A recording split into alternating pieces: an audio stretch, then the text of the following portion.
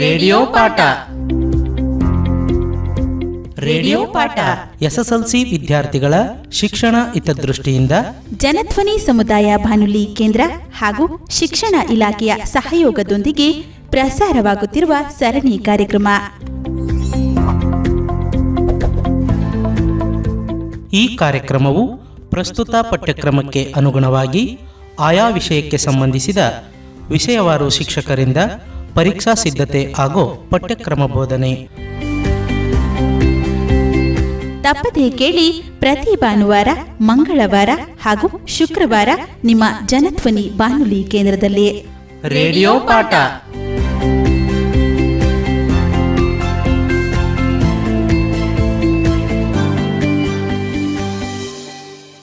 ಪ್ರೀತಿಯ ಜನಧ್ವನಿ ಕೇಳುಗರಿಗೆ ಎಂದಿನಂತೆ ತಮ್ಮೆಲ್ಲರಿಗೂ ರೇಡಿಯೋ ಪಾಠ ಕಾರ್ಯಕ್ರಮಕ್ಕೆ ಆತ್ಮೀಯವಾದ ಸ್ವಾಗತ. ಕೇಳುಗರೆ, ಈ ದಿನ ರೇಡಿಯೋ ಪಾಠ ಕಾರ್ಯಕ್ರಮದಲ್ಲಿ ಸರಗೂರು ತಾಲೂಕಿನ ಬಡಗಲಪುರ ಸರ್ಕಾರಿ ಪ್ರೌಢಶಾಲೆಯ ಕನ್ನಡ ಭಾಷಾ ಶಿಕ್ಷಕರಾದಂತಹ ಶ್ರೀ ಅವಿನಾಶ್ ಎನ್ಆರ್ ರವರು ಈ ದಿನ ಎಸ್ಎಸ್ಎಲ್ಸಿ ಕನ್ನಡ ವಿಷಯವನ್ನು ಕುರಿತು ವಿದ್ಯಾರ್ಥಿಗಳಿಗೆ ಒಂದು ಪುನರ್ಮನನ ಬೋಧನೆಯನ್ನು ತಿಳಿಸಲಿದ್ದಾರೆ. ಹಾಗಾಗಿ ಅವರನ್ನು ನಾವು ಕಾರ್ಯಕ್ರಮಕ್ಕೆ ಸ್ವಾಗತಿಸೋಣ. ಅವರು ಹೇಳುವಂಥ ವಿಚಾರವನ್ನು ತಿಳಿದು ಬರೋಣ. ಸರ್, ಕಾರ್ಯಕ್ರಮಕ್ಕೆ ತಮಗೆ ಆತ್ಮೀಯವಾದ ಸ್ವಾಗತ. Thank you sir. ಹೃತ್ಪೂರ್ವಕವಾದಂಥ ಒಂದು ಅಭಿನಂದನೆಗಳು ನಿಮಗೆ ಕಾರ್ಯಕ್ರಮಕ್ಕೆ ನನ್ನನ್ನು ಆಹ್ವಾನಿಸಿದ್ದಕ್ಕಾಗಿ. ಹಾಗೆ ಮಕ್ಕಳೇ, ನಾನಿವತ್ತು SSLC ಕನ್ನಡ ವಿಷಯದ 6ನೇ ಪದ್ಯವಾಗಿರ್ತಕ್ಕಂಥ ಚಲಮನೆ ಮೆರವೆಂ ಅಂತಕ್ಕಂಥ ಒಂದು ಪದ್ಯದ ಬಗ್ಗೆ ನಾನು ನಿಮಗೆ ಮಕ್ಕಳೇ ಸವಿಸ್ತಾರವಾಗಿ ತಿಳಿಸ್ತಾ ಹೋಗ್ತೀನಿ.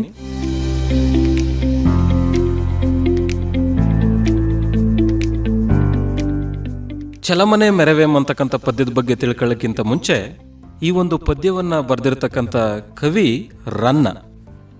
ರನ್ನನ ಪರಿಚಯವನ್ನು ಮಾಡಿಕೊಂಡು ತದನಂತರದಲ್ಲಿ ನಾವು ಈ ಒಂದು ಪದ್ಯದ ವಿಚಾರಕ್ಕೆ ಬರೋಣ. ರನ್ನ ಕವಿಯು ಸಾಮಾನ್ಯ ಶಕವರ್ಷ ಸುಮಾರು 949ರಲ್ಲಿ ಬಾಗಲಕೋಟೆ ಜಿಲ್ಲೆಯ ಮುದವಳಲು, ಅಂದರೆ ಈಗ ಅದನ್ನು ಮುದೋಳ ಅಂತ ಕರಿತೀವಿ, ಆ ಒಂದು ಪುಟ್ಟ ಗ್ರಾಮದಲ್ಲಿ ಜನಿಸ್ತಾರೆ. ಅಂದರೆ ಸಾಮಾನ್ಯ ಶಕವರ್ಷ 949 ಅಂದರೆ ಹೆಚ್ಚು ಕಡಿಮೆ 10ನೇ ಶತಮಾನದಲ್ಲಿ ಜನಿಸಿದ್ದಂಥ ಕವಿಯವರು ಬಾಗಲಕೋಟೆ ಜಿಲ್ಲೆಯ ಮುದವಳಲು ಅಂತಕ್ಕಂಥ ಒಂದು ಗ್ರಾಮದಲ್ಲಿ ಜನಿಸ್ತಾರೆ. ಇವರ ತಂದೆ ಜಿನವಲ್ಲಭ, ತಾಯಿ ಅಬ್ಬಲಬ್ಬೆ.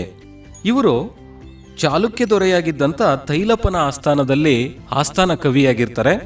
ಇವರು ಅನೇಕ ಕೃತಿಗಳನ್ನು ಬರೆದಿದ್ದಾರೆ. ಅವಲ್ಲಿ ಪ್ರಮುಖವಾಗಿರ್ತಕ್ಕಂಥವು ಅಂದರೆ ಅಜಿತ ತೀರ್ಥಂಕರ ಪುರಾಣ ತಿಲಕಂ, ಪರಶುರಾಮ ಚರಿತಂ, ಚಕ್ರೇಶ್ವರ ಚರಿತಂ ಅಂತಕ್ಕಂಥದ್ದು ಪ್ರಮುಖ ಕಾವ್ಯಗಳು. ಹಾಗೆ ಇವರು ಬರೆದಿರ್ತಕ್ಕಂಥ ಪ್ರಸಿದ್ಧವಾದ ಕಾವ್ಯ ಅಂತ ಹೇಳಿದ್ರೆ ಸಾಹಸ ಭೀಮ ವಿಜಯಂ. ಇದನ್ನು ನಾವು ಗದಾಯುದ್ಧ ಅಂತಲೂ ಸಹ ಕರಿತೀವಿ. ಇವರ ಈ ಒಂದು ಆಸ್ಥಾನದ ಕವಿಯಾಗಿದ್ಕೊಂಡು ಇವರು ಸಲ್ಲಿಸಿದಂಥ ಒಂದು ಸೇವೆಗೆ ಮೆಚ್ಚಿದಂಥ ಇವರ ರಾಜ ಅಂದರೆ ತೈಲಪ ಕವಿ ಚಕ್ರವರ್ತಿ ಅಂತಕ್ಕಂಥ ಬಿರುದನ್ನು ನಮ್ಮ ರನ್ನ ಕವಿಗೆ ಕೊಟ್ಟಿದ್ದಾರೆ. ಹಾಗೆ ನಮ್ಮ ಕನ್ನಡ ಸಾಹಿತ್ಯ ಲೋಕದಲ್ಲಿ ಕನ್ನಡದ ರತ್ನತ್ರಯರು ಅಂತ ಕರಿತೀವಿ ನಾವು. ಯಾರ್ಯಾರನ್ನಪ್ಪ ಅಂದರೆ ಪಂಪ, ರನ್ನ, ಪೊನ್ನ. ಈ ಕನ್ನಡ ರತ್ನತ್ರಯರಲ್ಲಿ ರನ್ನ ಕವಿಯು ಒಬ್ಬರು ಅಂತಕ್ಕಂಥದ್ದು ಹೆಮ್ಮೆಯ ವಿಚಾರ. ಇದಿಷ್ಟು ಮಕ್ಕಳೇ ರನ್ನ ಅಂತಕ್ಕಂಥ ಕವಿಯ ಪರಿಚಯವಾಗಿತ್ತು. ಈಗ ನಾವು ಚಲಮನೆ ಮೆರವೆಂ. ಏನು ಚಲಮನೆ ಮೆರವೆಂ? ನಾನು ಛಲವನ್ನೇ ಸಾಧಿಸ್ತೇನೆ, ಹಠವನ್ನೇ ಸಾಧಿಸ್ತೇನೆ ಅಂತ ಇಲ್ಲಿ ಒಬ್ಬ ವ್ಯಕ್ತಿ ಹೇಳ್ತಾ ಇದ್ದಾರೆ. ಯಾರು ಆ ವ್ಯಕ್ತಿ ಅಂತ ಹೇಳಿದ್ರೆ ಮಹಾಭಾರತದಲ್ಲಿ ಬರ್ತಕ್ಕಂಥ ದುರ್ಯೋಧನ. ಅದಕ್ಕಿಂತ ಮುಂಚೆ ನಾನು ಆಶಯ ಭಾವವನ್ನು ಹೇಳ್ಬಿಡ್ತೀನಿ ಅಂತ ಹೇಳಿದ್ರೆ ನಿಮ್ಗೊಂದು ಸ್ವಲ್ಪ ಪೂರ್ವಕತೆಯನ್ನು ಹೇಳಿ ತದನಂತರ ನಾನು ಪದ್ಯಕ್ಕೆ ಹೋಗ್ತೀನಿ. ಇದು ಮಹಾಭಾರತದ ಕೊನೆಯ ಭಾಗದಲ್ಲಿ ಬರ್ತಕ್ಕಂಥ ಸನ್ನಿವೇಶ. ಮಹಾಭಾರತದಲ್ಲಿ ಮಕ್ಕಳೇ ನೀವು ಈಗಾಗಲೇ ಓದಿರ್ತೀರಾ ಅಥವಾ ಕೇಳಿರ್ತೀರಾ. ಪಾಂಡವರು ಮತ್ತು ಕೌರವರ ನಡುವೆ ಕುರುಕ್ಷೇತ್ರ ಯುದ್ಧ ನಡೆಯುತ್ತೆ. ಈ ಒಂದು ಯುದ್ಧದಲ್ಲಿ 18 ದಿನಗಳ ಕಾಲ ನಡೆದಂಥ ಈ ಒಂದು ಯುದ್ಧದಲ್ಲಿ 17 ದಿನಗಳು ಈಗಾಗಲೇ ಸಂದಿವೆ, ಅಂದರೆ ಕಳೆದಿವೆ. ಕೌರವರ ಒಂದು ಕಡೆಯಲ್ಲಿ ತನ್ನವರನ್ನೆಲ್ಲ ಕಳ್ಕೊಂಡು ಇಲ್ಲಿ ದುರ್ಯೋಧನ ಒಬ್ಬಂಟಿಯಾಗಿ ಉಳಿದಿದ್ದಾನೆ. ಒಬ್ಬಂಟಿಯಾಗಿ ಉಳಿದಿರ್ತಕ್ಕಂಥ ದುರ್ಯೋಧನನ್ನು ನೋಡಿ ಅವನ ತಂದೆ ತಾಯಿಯರು ಅಂದರೆ ಧೃತರಾಷ್ಟ್ರ ಮತ್ತು ಗಾಂಧಾರಿ ಏನೇ ಆದರೂ ತನ್ನ ಕಿರಿಯ ಮಗನ ಮೇಲೆ ಅತೀವವಾದಂಥ ಒಂದು ಪ್ರೀತಿ ಧೃತರಾಷ್ಟ್ರ ಮತ್ತು ಗಾಂಧಾರಿಗೆ. ಹಾಗಾಗಿ ತನ್ನ ಮಗನಾಗಿರ್ತಕ್ಕಂಥ ದುರ್ಯೋಧನಿಗೆ ಅವರು ಒಂದು ಮಾತನ್ನು ಹೇಳ್ತಾರೆ. ಏನಪ್ಪ ಅಂತ ಹೇಳಿದ್ರೆ, ನೀನು ಈ ಒಂದು ಯುದ್ಧವನ್ನು ಮಾಡಲಿಕ್ಕೆ ಹೋಗೋಕ್ಕಿಂತ ಮುಂಚೆ ನಿನ್ನ ತಾತನಾಗಿರ್ತಕ್ಕಂಥ ಭೀಷ್ಮಾಚಾರ್ಯರ ಬಳಿ ಹೋಗಿ ಏನಾದರೂ ಒಂದು ಸಲಹೆಯನ್ನು ಪಡ್ಕೋ ಅಂತಕ್ಕಂಥ ಮಾತನ್ನು ಹೇಳ್ತಾರೆ. ತನ್ನ ತಂದೆ ತಾಯಿಯರ ಒಂದು ಅಪೇಕ್ಷೆಯಂತೆ ದುರ್ಯೋಧನ ಕುರುಕ್ಷೇತ್ರ ರಣರಂಗಕ್ಕೆ ಬರ್ತಾನೆ. ಅಲ್ಲಿ ಭೀಷ್ಮಾಚಾರ್ಯರು, ಅವನ ತಾತನಾಗಿರ್ತಕ್ಕಂಥ ಭೀಷ್ಮಾಚಾರ್ಯರು ಶರಶಯ್ಯೆಯಲ್ಲಿ ಮಲಗಿರ್ತಾರೆ. ಅಂದರೆ ಬಾಣಗಳ ಹಾಸಿಗೆಯ ಮೇಲೆ ಅವರು ಒರಗಿರ್ತಾರೆ. ಅವನು ಬಂದಾಗ ದುರ್ಯೋಧನ ಮತ್ತು ತಾತರಾಗಿರ್ತಕ್ಕಂಥ ಭೀಷ್ಮರ ನಡುವೆ ನಡೆದಂಥ ಒಂದು ಸಂಭಾಷಣೆಯೇ ಈ ಚಲಮನೆ ಮೆರವೆ ಅಂತಕ್ಕಂಥ ಒಂದು ಪದ್ಯವಾಗಿದೆ ಮಕ್ಕಳೇ. ಇದು ಹಳಗನ್ನಡದ ಪದ್ಯವಾಗಿದ್ದರಿಂದ ನಾನು ಇದನ್ನು ಮೊದಲು ಓದ್ತೀನಿ, ಆಮೇಲೆ ಬಿಡಿಸ್ತೇನೆ. ಬಿಡಿಸಿ ಹೇಳ್ಬೇಕಾದ್ರೆ ನೀವು ಅದನ್ನು ಬಿಡಿಸಿ ಬರ್ಕೊಳ್ಳಿ. ತದನಂತರದಲ್ಲಿ ನಾನು ಇದನ್ನು ಹೊಸಗನ್ನಡ ರೂಪದಲ್ಲಿ ನಿಮಗೆ ಅರ್ಥವನ್ನು ಹೇಳ್ತಾ ಹೋಗ್ತೀನಿ.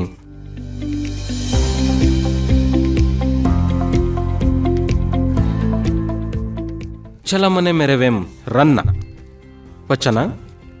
ಇಂಬು ಕೈವಯಪ್ಪೊಡೆ ಪಾಂಡವರನ್ನೊಡಂಬಡಿಸಿ ಸಂಧಿಯಂ ಮಾಡಿ ಪೂರ್ವ ಕ್ರಮದೊಳ್ ನಡೆವಂತೆ ಮಾಳ್ಪೆಂ. ಇನ್ನುಂ ಅವರ್ ಎಮ್ಮಂದುದಂ ಇಂಬು ಕೈಯದವರ್ ಮೀರುವರಲ್ಲ.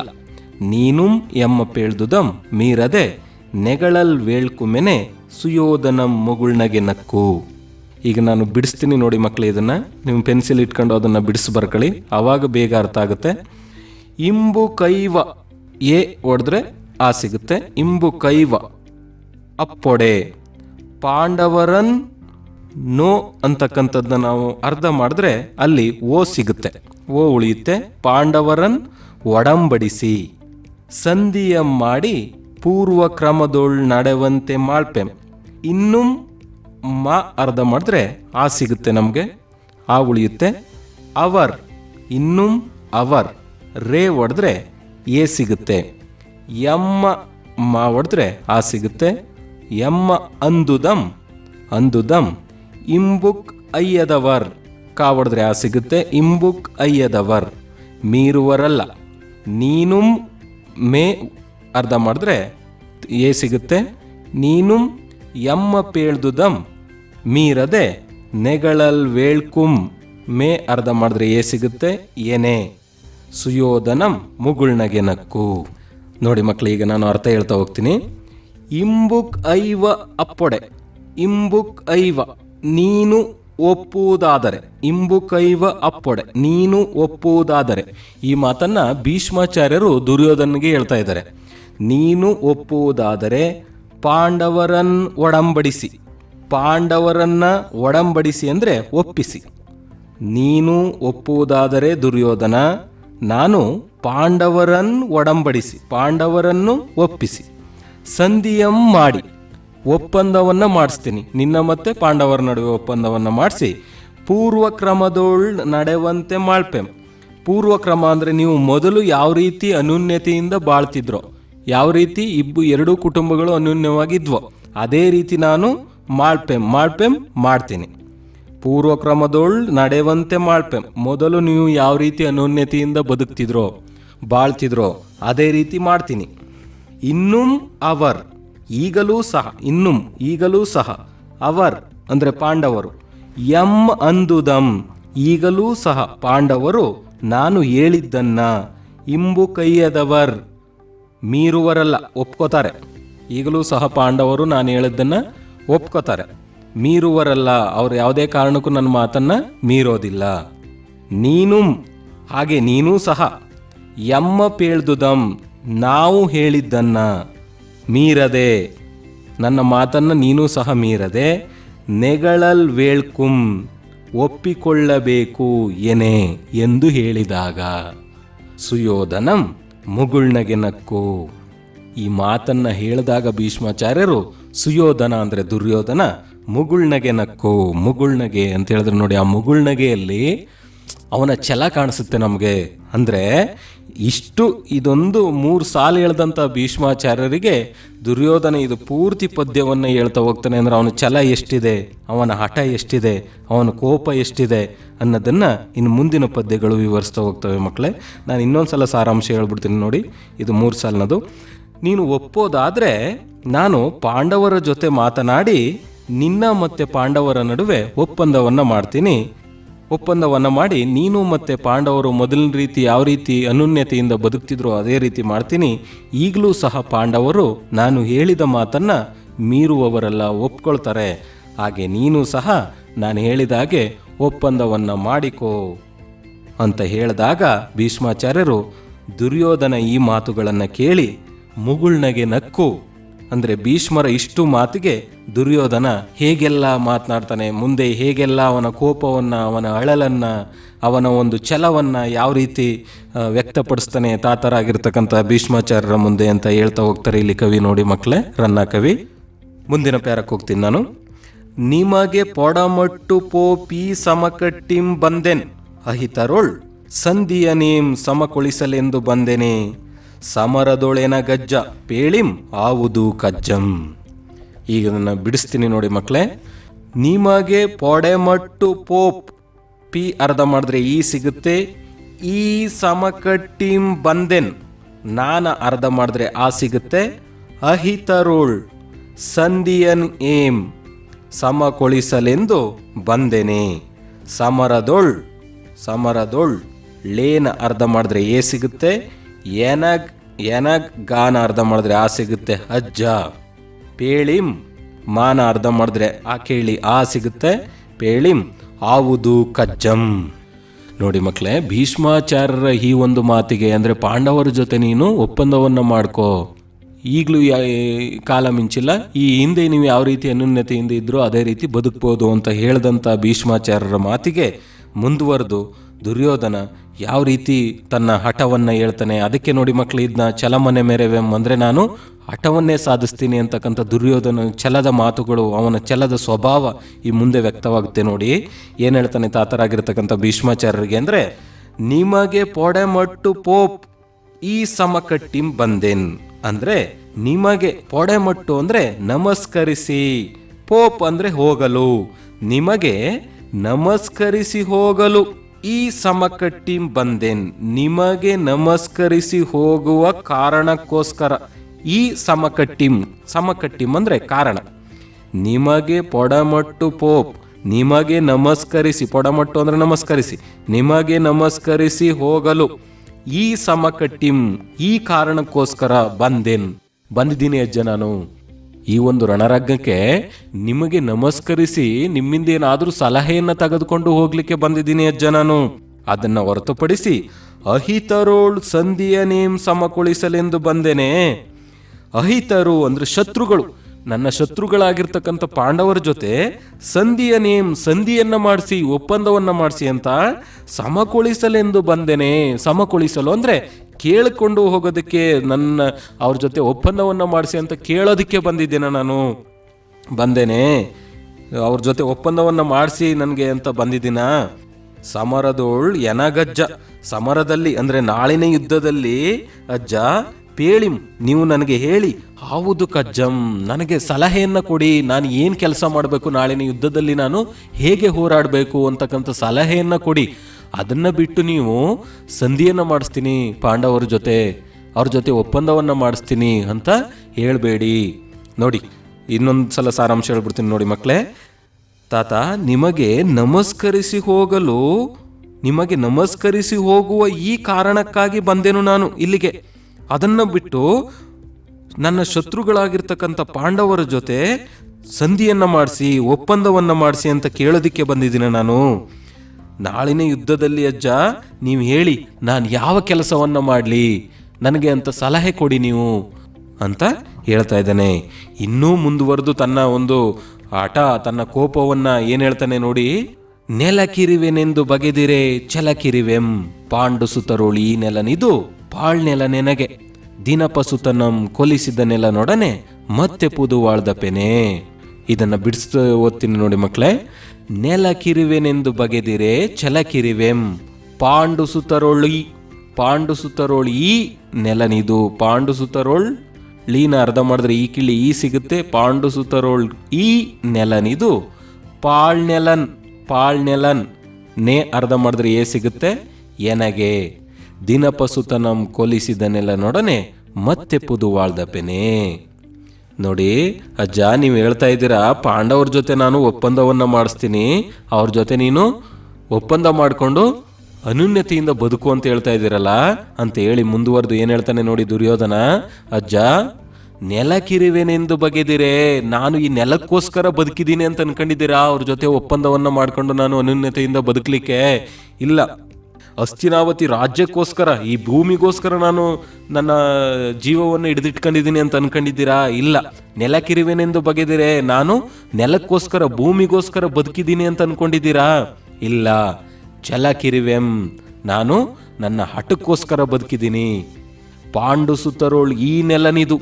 ಪಾಂಡು ಸುತರು ಅಂದ್ರೆ ಮಕ್ಕಳು. ಪಾಂಡುವಿನ ಮಕ್ಕಳಿರ್ತಕ್ಕಂಥ ಈ ನೆಲ ಅಂತ ಹೇಳಿದ್ರೆ ಈ ಭೂಮಿ.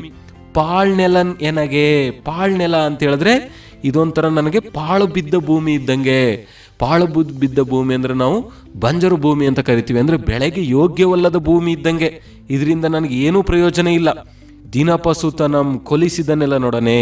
ದಿನಪಸುತ, ದಿನಪ ಅಂದ್ರೆ ಸೂರ್ಯ, ಸುತ ಅಂದ್ರೆ ಮಗ, ಸೂರ್ಯನ ಮಗ. ಯಾರಪ್ಪ ಇಲ್ಲಿ ಅಂದ್ರೆ ಸೂರ್ಯನ ವರದಿಂದ ಹುಟ್ಟಿದವನು ಕರ್ಣ. ನನ್ನ ಪ್ರಾಣ ಸ್ನೇಹಿತನಾದನಂತ ಕರ್ಣನನ್ನ ಕೊಲಿಸಿದ ನೆಲನೊಡನೆ, ಕೊಂದಂತ ಈ ನೆಲದಲ್ಲಿ ಮತ್ತೆ ಪುದುವಾಳ್ದ ಪೆನೆ, ಮತ್ತೆ ನಾನು ರಾಜ್ಯಭಾರ ಮಾಡ್ಬೇಕಾ? ಪುದುವಾಳ್ದ ಪೆನೆ ಅಂದ್ರೆ ರಾಜ್ಯಭಾರವನ್ನ ಮಾಡ್ತೀನಾ? ಖಂಡಿತ ಇಲ್ಲ. ನೋಡಿ, ಅವನ ಒಂದು ತನ್ನ ಸ್ನೇಹಿತನ ಮೇಲೆ ಅವನಿಗಿದ್ದಂಥ ಒಂದು ಪ್ರೀತಿ ಅಂಥದ್ದು ಅಂತ ಇಲ್ಲಿ ವ್ಯಕ್ತವಾಗಿದೆ. ತನ್ನ ತಮ್ಮಂದಿರೆಲ್ಲ ಸತ್ತಿದ್ರು ಸಹ ದುರ್ಯೋಧನಿಗೆ ತನ್ನ ಪ್ರಾಣ ಸ್ನೇಹಿತನಾದಂಥ ಕರ್ಣನ ಮೇಲೆ ಎಷ್ಟೊಂದು ಪ್ರೀತಿ ಇತ್ತು ಅಂತಕ್ಕಂಥದ್ದು ಈ ಒಂದು ಸಾಲಿನಲ್ಲಿ ಎಷ್ಟೊಂದು ನಮಗೆ ಕಣ್ಣು ತುಂಬಿ ಬರ್ತಕ್ಕಂಥ ಸನ್ನಿವೇಶ ನೋಡಿ. ದಿನಪಸುತ ಇದು ವ್ಯಾಕರಣಾಂಶದಲ್ಲಿ ಸಮಾಸ ಪದವಾಗುತ್ತೆ. ಸಮಾಸದಲ್ಲಿ ಬಹುವ್ರೀಹಿ ಸಮಾಸಕ್ಕೆ ಬರುತ್ತೆ ಇದು. ದಿನಪ ಸುತ, ದಿನಪ ಅಂದ್ರೆ ಸೂರ್ಯ, ಸುತ ಅಂದ್ರೆ ಮಗ, ಸೂರ್ಯನ ಮಗ ಕರ್ಣ. ಮತ್ತೊಂದ್ಸಲ ಹೇಳ್ಬಿಡ್ತೀನಿ ನೋಡಿ ಮಕ್ಕಳೇ.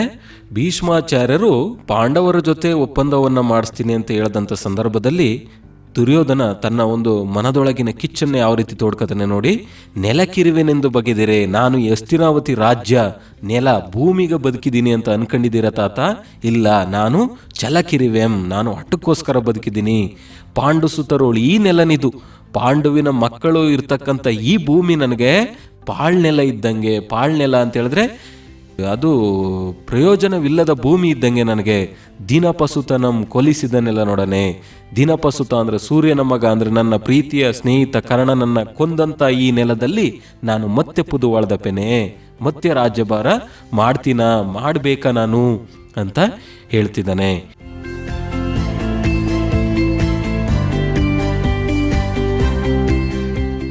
ಇನ್ನೂ ಮುಂದುವರೆದು ಏನು ಹೇಳ್ತಾನೆ ನೋಡಿ. ಇದೊಂದು ಸ್ವಲ್ಪ ಈ ಪ್ಯಾರ ಒಂದು ಸ್ವಲ್ಪ ಹಳೆಗನ್ನಡದಲ್ಲಿ ನಿಮಗೆ ಬಿಡಿಸಿ ಬರ್ಕೊಂಡ್ರೆ ಈಸಿ ಆಗುತ್ತೆ ಅಂತ ಅನ್ಕೊಂಡಿದ್ದೀನಿ. ಮತ್ತೆ ಅದನ್ನು ಓದ್ತೀನಿ. ಓದಿ ಆದಮೇಲೆ ನಾನು ಬಿಡಿಸಿ ಹೇಳ್ತೀನಿ ಮಕ್ಕಳೇ. ಅದನ್ನು ಬಿಡಿಸಿ ಬರ್ಕೊಂಡು ಆಮೇಲೆ ನೀವು ಅರ್ಥ ಮಾಡ್ಕೊಂಡ್ರೆ ತುಂಬ ಒಳ್ಳೆಯದು.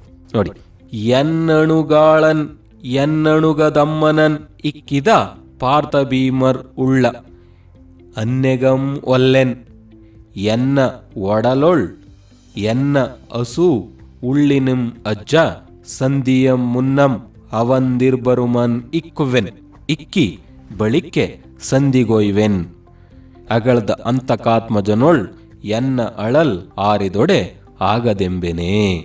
ಬಿಡಿಸಿ ಅದನ್ನ ಓದ್ತೀನಿ ನೋಡಿ ಮಕ್ಕಳೇ. ಎನ್ನ ನ ಹೊಡೆದ್ರೆ ಆ ಸಿಗುತ್ತೆ. ಅಣುಗಾಳನ್ ನೇ ಅರ್ಧ ಮಾಡಿದ್ರೆ ಎ ಸಿಗುತ್ತೆ. ಎನ್ನ ಮತ್ತೆ ನಾ ಅರ್ಧ ಮಾಡಿದ್ರೆ ಆ ಸಿಗುತ್ತೆ.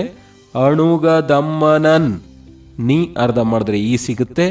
ಇಕ್ಕಿದ ಪಾರ್ಥ ಭೀಮರ್ ರೂನ ಅರ್ಧ ಮಾಡಿದ್ರೆ ಊ ಸಿಗುತ್ತೆ. ಉಳ್ಳ ಉಳ್ಳ ಳ ಅರ್ಧ ಮಾಡಿದ್ರೆ ಆ ಸಿಗುತ್ತೆ.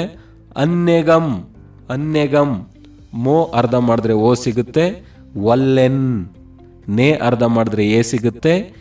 ಎನ್ನ ನೋ ಅರ್ಧ ಮಾಡಿದ್ರೆ ಓ ಸಿಗುತ್ತೆ. ಒಡಲೊಳ್ ಒಡಲೊಳ್ ಲೇ ಅರ್ಧ ಮಾಡಿದ್ರೆ ಎ ಸಿಗುತ್ತೆ. ಎನ್ನ ನ ಅರ್ಧ ಮಾಡಿದ್ರೆ ಆ ಸಿಗುತ್ತೆ. ಹಸುವು ಹಸುವುಳ್ಳಿನಂ ಹಸುವುಳ್ಳಿನಂ ಮ ಅರ್ಧ ಮಾಡಿದ್ರೆ ಆ ಸಿಗುತ್ತೆ. ಅಜ್ಜ ಸಂಧಿಯ ಮುನ್ನಂ ಸಂಧಿಯ ಮುನ್ನಂ ಮ ಅರ್ಧ ಮಾಡಿದ್ರೆ ಆ ಸಿಗುತ್ತೆ. ಅವಂದ್ ಅವಂದ್ ದಿ ಅರ್ಧ ಮಾಡಿದ್ರೆ ಈ ಸಿಗುತ್ತೆ. ಇರ್ಬರುಮನ್ ಇರ್ಬರುಮನ್ ನೀ ಅರ್ಧ ಮಾಡಿದ್ರೆ ಈ ಸಿಗುತ್ತೆ. ಇಕ್ಕುವೆನ್ ಮತ್ತೆ ನೀ ಅರ್ಧ ಮಾಡಿದ್ರೆ ಈ ಸಿಗುತ್ತೆ. ಇಕ್ಕಿ ಬಳಿಕ್ಕೆ ಸಂಧಿಗೊಯ್ವೆನ್ ಬಳಿಕ್ಕೆ ಸಂಧಿಗೊಯ್ವೆನ್ ಎಗಳ್ದ ಎಗಳ್ದ ನೇ ಅರ್ಧ ಮಾಡಿದ್ರೆ ಎ ಸಿಗುತ್ತೆ. ಎಗಳ್ದ ಮತ್ತೆ ಲಾನ್ ಅರ್ಧ ಮಾಡಿದ್ರೆ ಆ ಸಿಗುತ್ತೆ. ಅಂತಕಾತ್ಮಜನೊಳ್ ಲೇ ಅರ್ಧ ಮಾಡಿದ್ರೆ ಎ ಸಿಗುತ್ತೆ. ಎನ್ನ ಮತ್ತೆ ನಾ ಅರ್ಧ ಮಾಡಿದ್ರೆ ಆ ಸಿಗುತ್ತೆ.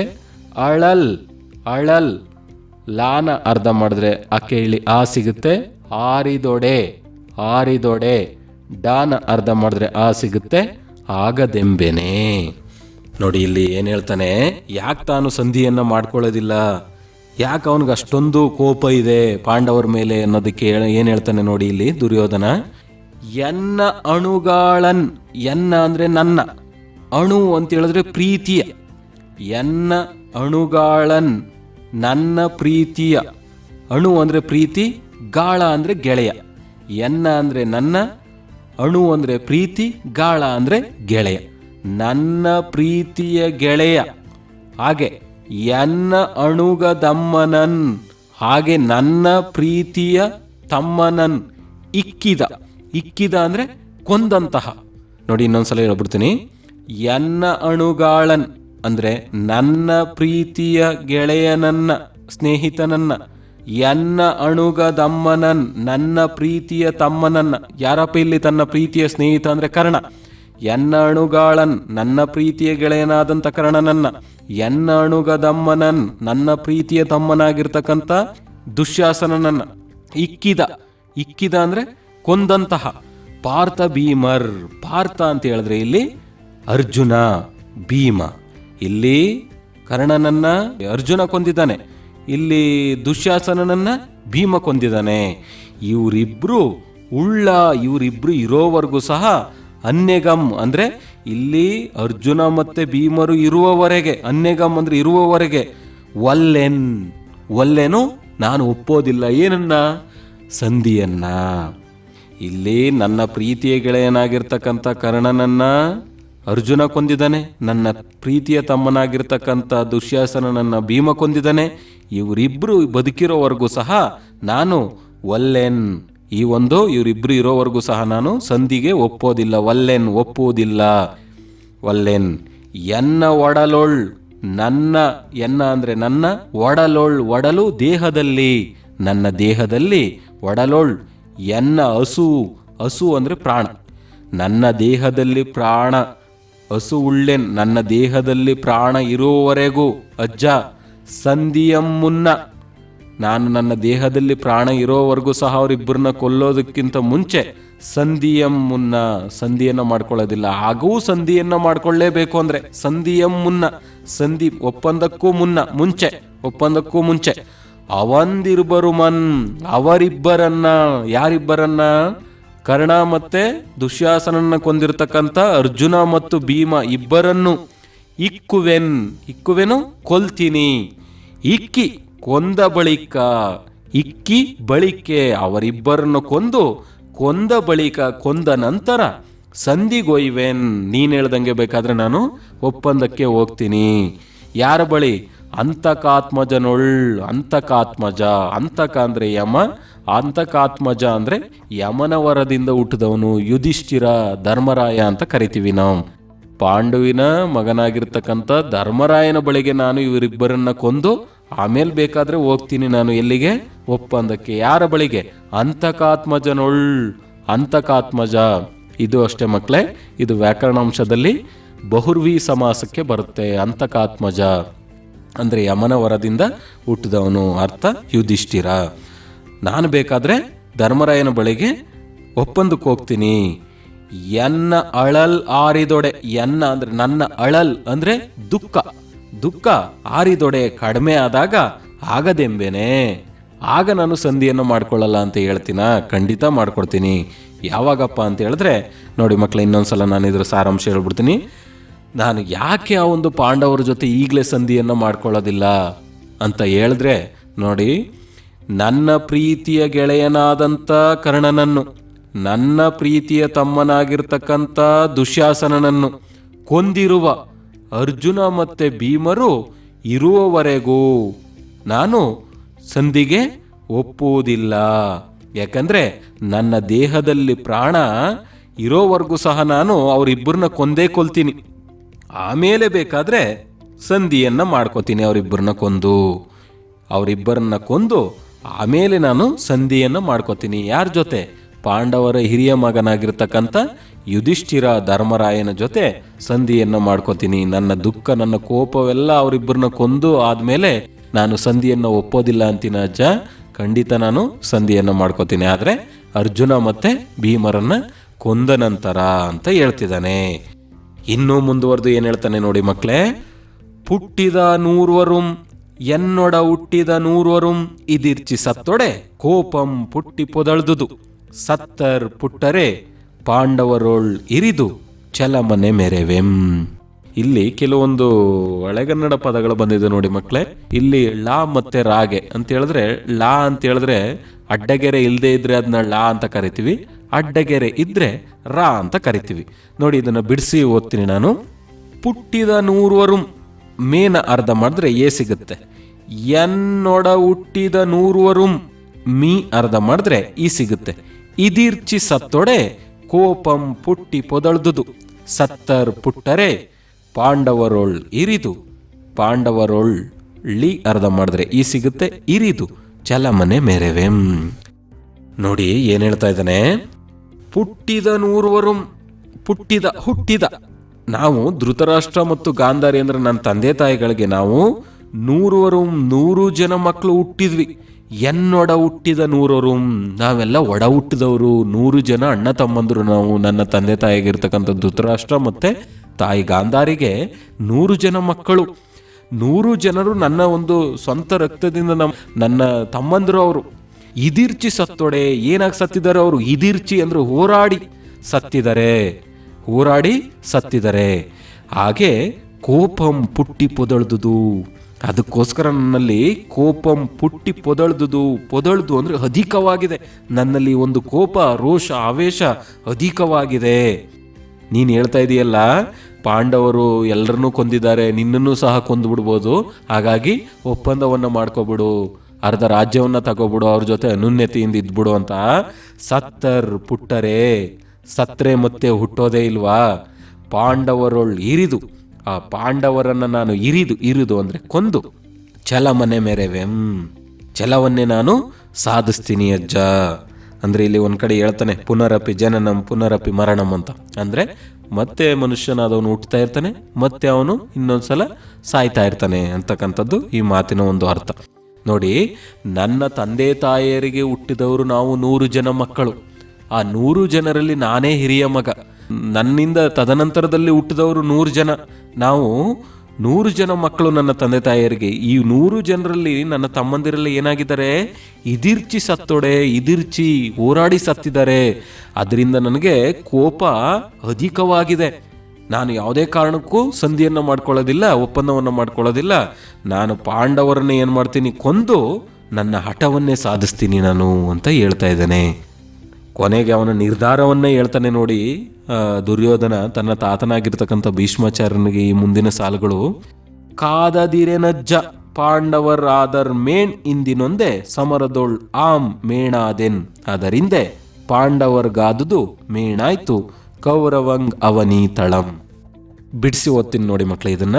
ಕಾದದ್ ದಿ ಅರ್ಧ ಮಾಡಿದ್ರೆ ಈ ಸಿಗುತ್ತೆ, ಇರೇನ್ ನ ಅರ್ಧ ಮಾಡಿದ್ರೆ ಆ ಸಿಗುತ್ತೆ. ಕಾದದ್ ಇರೇನ್ ಅಜ್ಜ, ಪಾಂಡವರಾದರ್ ಮೇಣ್ ನ ನೀ ಅರ್ಧ ಮಾಡಿದ್ರೆ ಈ ಸಿಗುತ್ತೆ.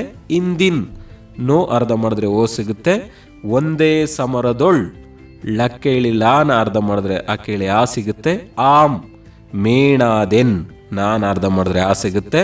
ಅದರಿಂದ ಪಾಂಡವರ್ಗಾದುದು ಮೇಣಾಯ್ತು ಕೌರವಂಗ್ ಗಾ ಅರ್ಧ ಮಾಡಿದ್ರೆ ಆ ಸಿಗುತ್ತೆ ಅವನೀತಳಂ. ಕೊನೆಗೆ ತನ್ನ ನಿರ್ಧಾರವನ್ನು ತನ್ನ ತಾತನಾಗಿರ್ತಕ್ಕಂಥ ಭೀಷ್ಮಾಚಾರ್ಯರಿಗೆ ಹೇಳ್ತಾನೆ ನೋಡಿ. ಕಾದದ್ ಇರೇನಜ್ಜ, ಕಾದದೇ ಇರೇನು ಅಜ್ಜ. ಕಾದದೆ ಅಂದ್ರೆ ಅವ್ರ ಜೊತೆ ಹೋರಾಡದೆ ನಾನು ಇರೋದಿಲ್ಲ ಅಜ್ಜ, ಅವ್ರ ಜೊತೆ ನಾನು ಯುದ್ಧವನ್ನ ಮಾಡೇ ಮಾಡ್ತೀನಿ. ಪಾಂಡವರಾದರ್ ಮೇಣ್, ಇದರಲ್ಲಿ ಪಾಂಡವರು ಮೇಣ್ ಅಂದ್ರೆ ಉಳಿಬೇಕು, ಇದರಲ್ಲಿ ಪಾಂಡವರು ಉಳಿಬೇಕು.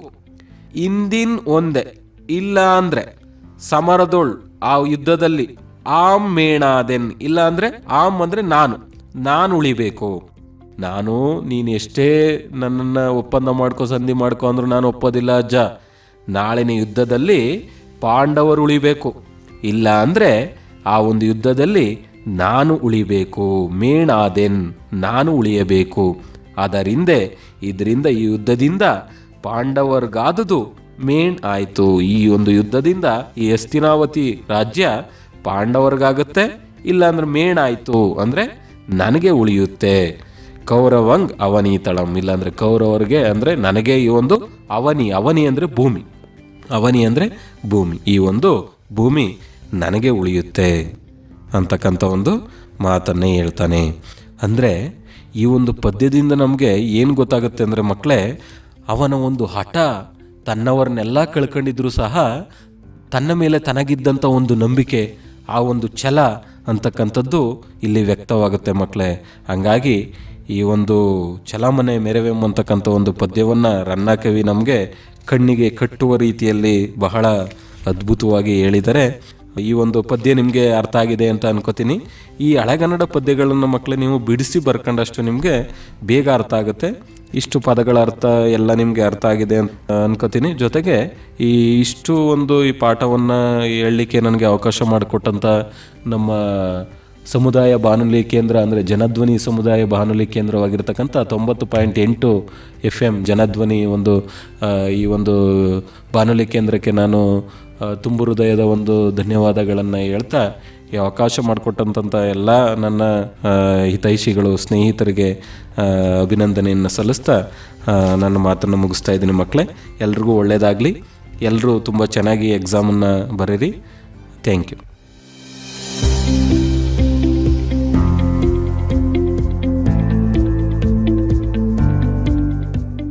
ರೇಡಿಯೋ ಪಾಠ ಎಸ್ಎಸ್ಎಲ್ಸಿ ವಿದ್ಯಾರ್ಥಿಗಳ ಶಿಕ್ಷಣ ಹಿತದೃಷ್ಟಿಯಿಂದ ಜನಧ್ವನಿ ಸಮುದಾಯ ಬಾನುಲಿ ಕೇಂದ್ರ ಹಾಗೂ ಶಿಕ್ಷಣ ಇಲಾಖೆಯ ಸಹಯೋಗದೊಂದಿಗೆ ಪ್ರಸಾರವಾಗುತ್ತಿರುವ ಸರಣಿ ಕಾರ್ಯಕ್ರಮ. ಈ ಕಾರ್ಯಕ್ರಮವು ಪ್ರಸ್ತುತ ಪಠ್ಯಕ್ರಮಕ್ಕೆ ಅನುಗುಣವಾಗಿ ಆಯಾ ವಿಷಯಕ್ಕೆ ಸಂಬಂಧಿಸಿದ ವಿಷಯವಾರು ಶಿಕ್ಷಕರಿಂದ ಪರೀಕ್ಷಾ ಸಿದ್ಧತೆ ಹಾಗೂ ಪಠ್ಯಕ್ರಮ ಬೋಧನೆ. ತಪ್ಪದೇ ಕೇಳಿ ಪ್ರತಿ ಭಾನುವಾರ, ಮಂಗಳವಾರ ಹಾಗೂ ಶುಕ್ರವಾರ ನಿಮ್ಮ ಜನಧ್ವನಿ ಬಾನುಲಿ ಕೇಂದ್ರದಲ್ಲಿ ರೇಡಿಯೋ ಪಾಠ.